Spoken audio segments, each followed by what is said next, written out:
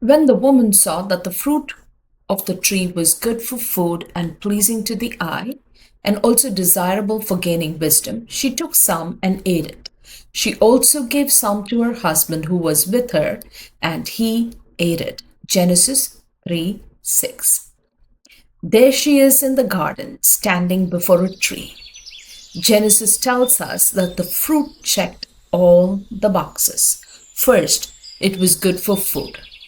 Maybe she was hungry. The serpent certainly seemed to have impeccable timing.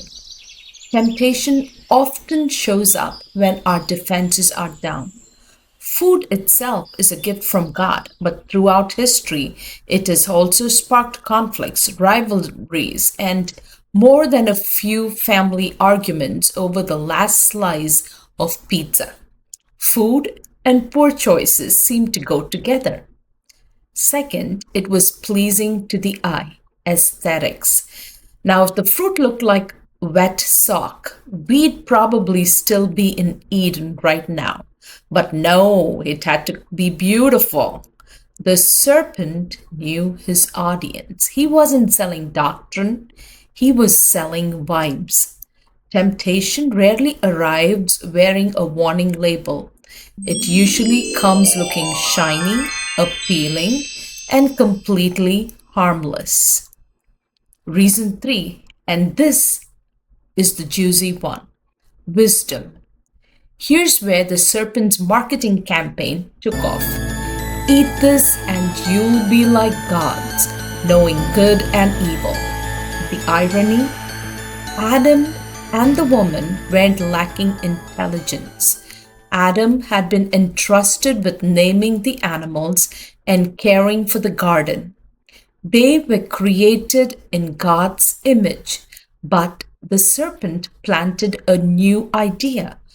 What if what God gave you isn't enough? The woman, later called Eve, was created as Adam's equal. They weren't sitting around trying to figure out which end of a fig to eat. And yet, you could know more, and suddenly all bets are off. The Hebrew word the serpent weaponized was sakal, to be wise, to prosper, to have insight. He wasn't offering them just knowledge, he was offering them the upgrade. You don't just want to be good at this, you want to be God tier at this. And notice, when God created everything, he called it good. There was no evil in them. Evil wasn't a factory setting in God's creation. It had to be pitched, packaged, and sold with a side of delicious fruit. Solomon in Proverbs 1 cracks the code later.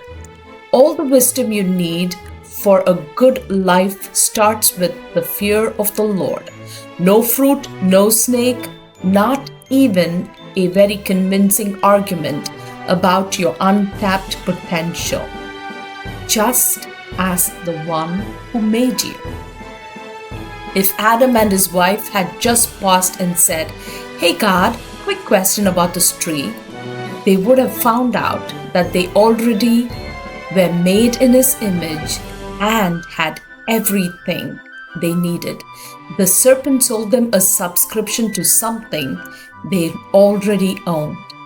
The lesson: when something looks good, smells good, and promises to make you smarter, maybe check with your maker first.